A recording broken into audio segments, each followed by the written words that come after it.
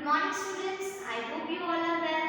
Previously we have talked about reproduction in organism जहाँ पे हमने vegetative reproduction को समझा, asexual reproduction समझा. अब यहाँ पर हम लोग post fertilization के बारे में पढ़ेंगे. Okay students, so now we will start with sexual reproduction. Sexual reproduction means the formation of male and female gametes in same individual or opposite sex. Means क्या होता है, मेल और फीमेल गैमेट्स फ्यूज होते हैं, fertilisation होता है उनके बीच में, और क्या फॉर्म होता है, जाइगोट फॉर्म होता है. All organism reaches the stage of growth and maturity before they reproduce. ये आपको मैंने पहले भी बताया है, पिछले वीडियो में बताया था कि फेजेस होते हैं, जुवेनाइल फेज होता है और मैच्योरेशन फेज होता है. तो कोई भी ऑर्गेनिज्म मैच्योर होता है मींस रिप्रोडक्टिवली एक्टिव होता है, उसके पहले उसे जुवेनाइल फेज से पास ऑन होना पड़ता है, जिसमें क्या होता है, जितने भी रिप्रोडक्टिव ऑर्गन्स होते हैं उनका ग्रोथ होता है. Right, year juvenile phase is given. This is the period of growth to attain maturity, मतलब मेच्योरिटी को अटेन करना, मेच्योरिटी तक पहुंचने वाला फेज होता है जिसको हम बोलते हैं जुवेनाइल फेज.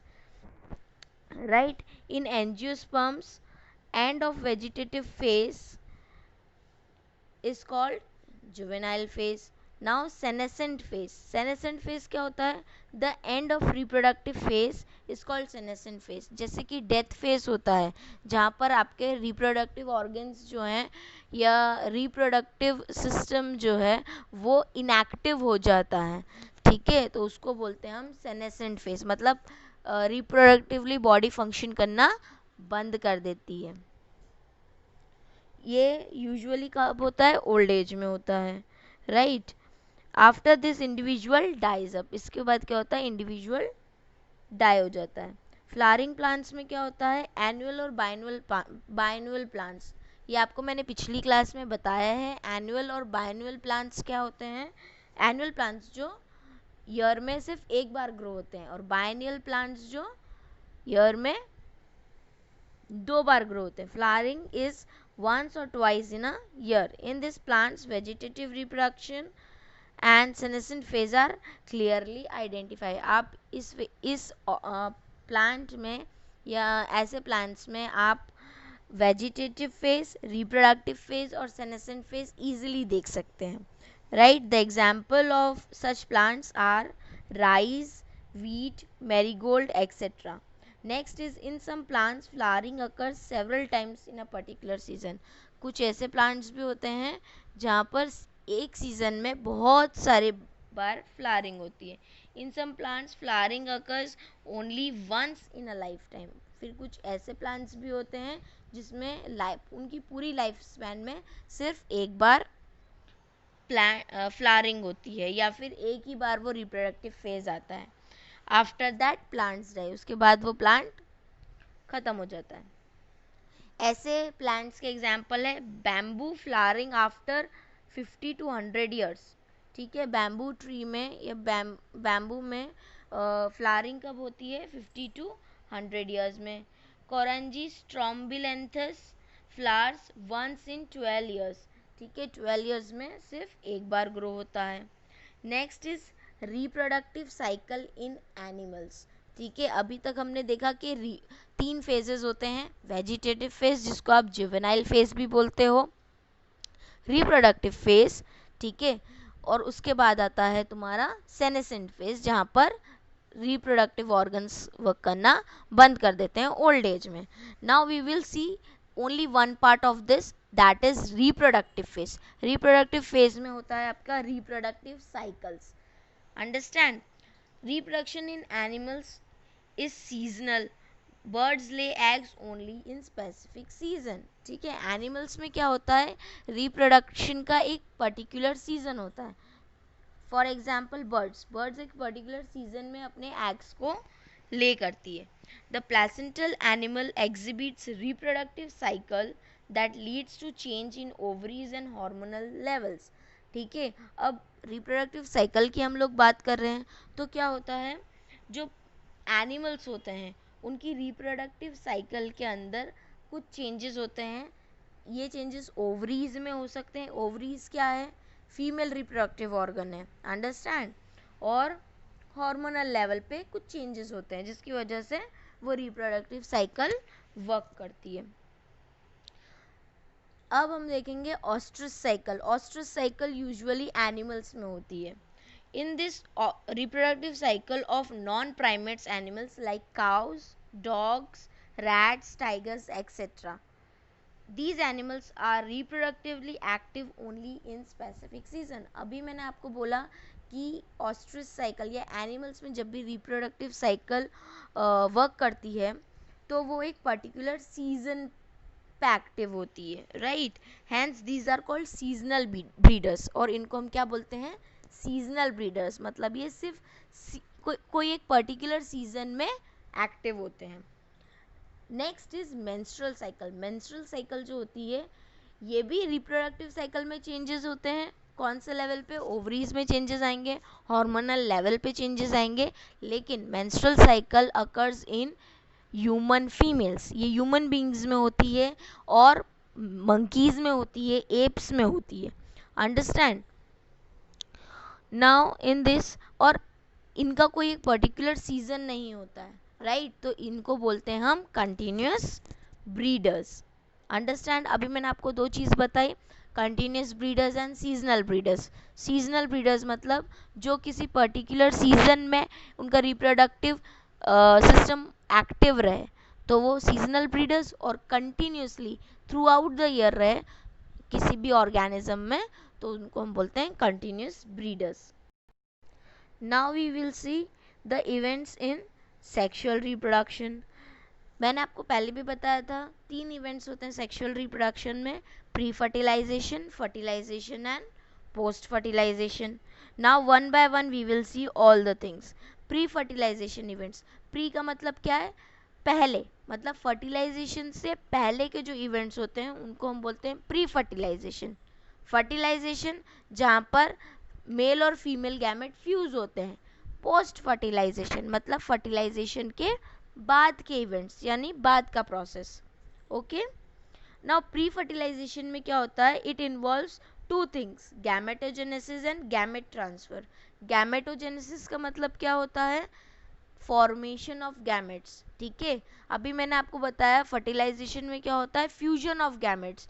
तो गैमेट्स को फ्यूज करने के लिए उनका बनना भी तो ज़रूरी है, उनका फॉर्मेशन भी तो ज़रूरी है। इसलिए प्री फर्टिलाइजेशन में क्या होगा?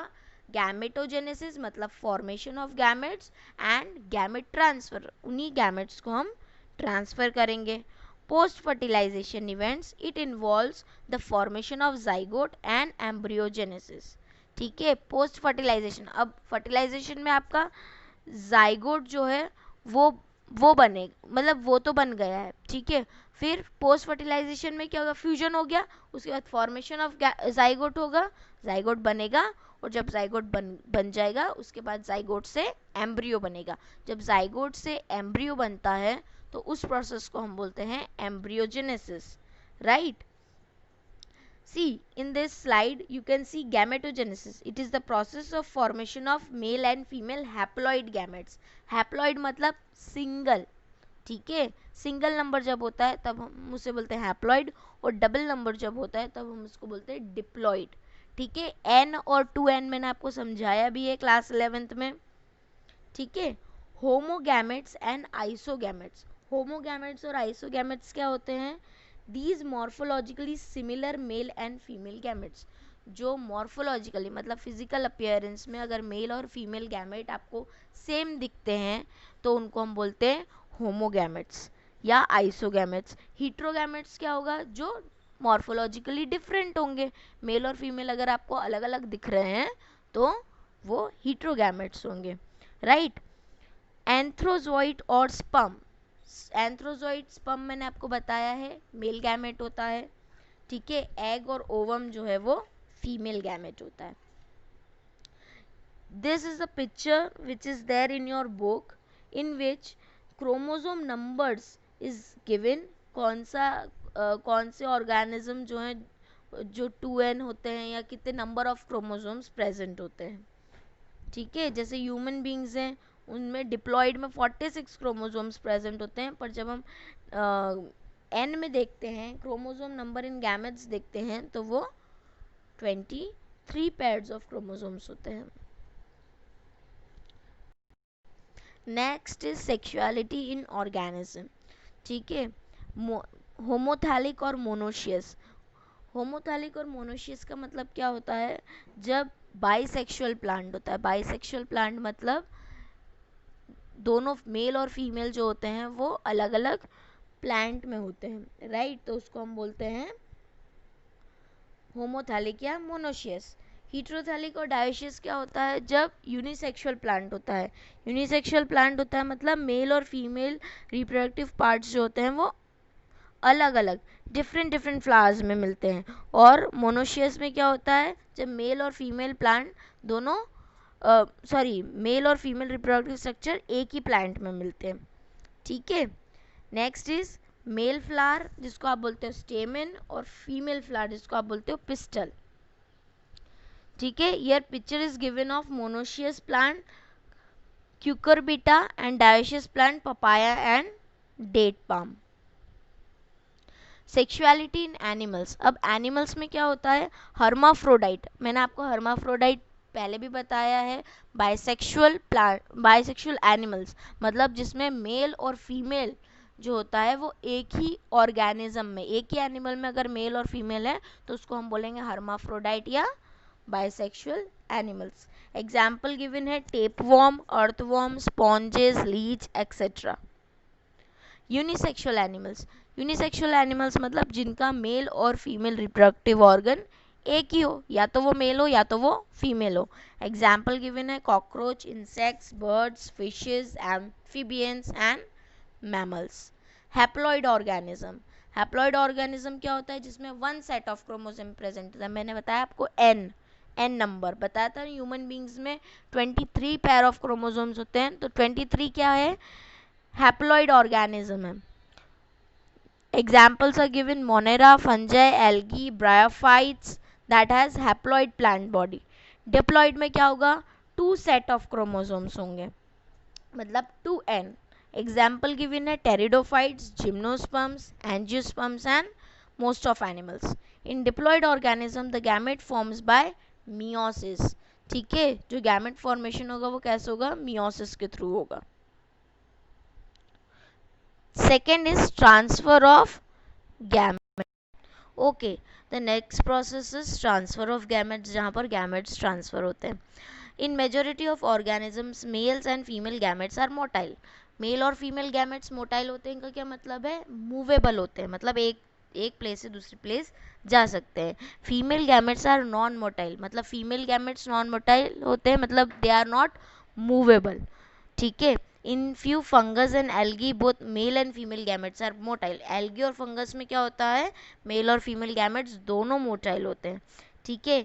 इन एल्गी ब्रायोफाइट्स एंड टेरिडोफाइट्स जो मेल गैमेट्स होते हैं वो वाटर में मूव करते हैं. कहाँ तक रीच करने के लिए? फीमेल गैमेट्स तक रीच करने के लिए they use the mode that is water. Large number of gametes are fail to reach. बहुत सारे गैमेट्स होते हैं जो एक बार में फीमेल गैमेट्स तक नहीं पहुंचते हैं, इसलिए मेल गैमेट्स हमेशा लार्ज नंबर में सिक्रीट होते हैं, right? To compensate this loss, male gametes are produced in several thousand times to female gametes. ये मैंने आपको एक्सप्लेन कर ही दिया है अभी. In bisexual self-fertilizing plants, pollen grains are easily transferred to stigma. अब देखो, जैसे जो फ्लावरिंग प्लांट्स होते हैं, जो बाइसेक्सुअल प्लांट्स हैं जिसमें मेल भी प्रेजेंट है फीमेल भी प्रेजेंट है, तो उनके लिए इजी है पॉलन ग्रेन्स का स्टिग्मा तक पहुंचना. लेकिन यूनिसेक्सुअल प्लांट्स में क्या करेंगे? तो यूनिसेक्सुअल प्लांट्स में कुछ कैरियर्स होते हैं जिनको हम वेक्टर्स बोलते हैं, जो मेल गैमेट्स को फीमेल गैमेट्स तक पहुंचाने का काम करते हैं, राइट? इसमें कुछ भी हो सकता है, एयर हो सकता है मोड, इंसेक्ट्स हो सकता है, बर्ड्स हो सकता है. ठीक है. ये क्या करते हैं? क्रॉस फर्टिलाइजेशन कराते हैं. Next is fertilization of syngamy. अभी मैंने आपको बताया था इसी वीडियो में फर्टिलाइजेशन क्या है? Fusion of gametes, mail and female gametes, जिससे वो क्या फॉर्म करते हैं? जाइगोट फॉर्म करते हैं. पार्थेनोजेनेसिस क्या होता है? It is the development of new individual without fertilization. मतलब फर्टिलाइजेशन के बिना अगर कोई इंडिविजुअल बॉर्न हो रहा है, बन रहा है, तो उसको बोलेंगे पार्थेनोजेनेसिस। एग्जाम्पल है पार्थेनोजेनेसिस के honey bee, lizards, turkey bird, etc. The seedless fruits are parthenocarpic fruits. अब ऐसे ऑर्गेनिज्म या ऐसी थिंग्स जो पार्थेनोजेनेसिस से बनी है उनके अंदर सीड नहीं होती, वो सीड लेस होते हैं। ठीक है, पार्थेनोजेनेसिस में क्या होता है? देखो, स्पर्म है प्लस एग है, उससे क्या बनता है? जाइगोट। ये तो है fertilization. Next is external fertilization. External fertilization जो बॉडी के बाहर होता है, आउटसाइड द बॉडी, उसको बोलते हैं external fertilization. Example is given aquatic organism like algae, fishes and amphibians. Disadvantage क्या होता है एक्सटर्नल फर्टिलाइजेशन का? अब देखो, जब भी कोई भी फर्टिलाइजेशन आउटसाइड द बॉडी होता है, ठीक है, तो इन्फेक्शन के चांसेस ज़्यादा होते हैं। हो सकता है मतलब डेथ रेट जो है ऑर्गेनिज्म का वो बढ़ जाए। Okay, organism produces large number of gametes, बहुत सारे नंबर ऑफ गैमेट्स प्रोड्यूस करता है पहली बात तो प्रीडेटर्स मतलब जो दूसरे ऑर्गेनिज्म है वो उनके एग्स को या उनके ऑफस्प्रिंग्स को डिस्ट्रॉय कर देते हैं, और इनकी सर्वाइवल रेट जो होती है वो भी बहुत कम होती है। Internal fertilization that occurs inside the body, जो बॉडी के अंदर होता है। ठीक है, एग्जाम्पल गिवन है seed plants, gymnosperms and angiosperms, और टेरेस्ट्रियल प्लांट्स। जाइगोट क्या है? Zygote is the thing which you get after the fusion of gametes.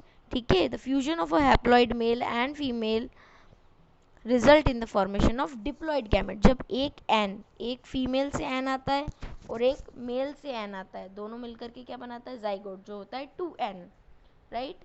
In fungi and algae the zygote formed as thick cell wall.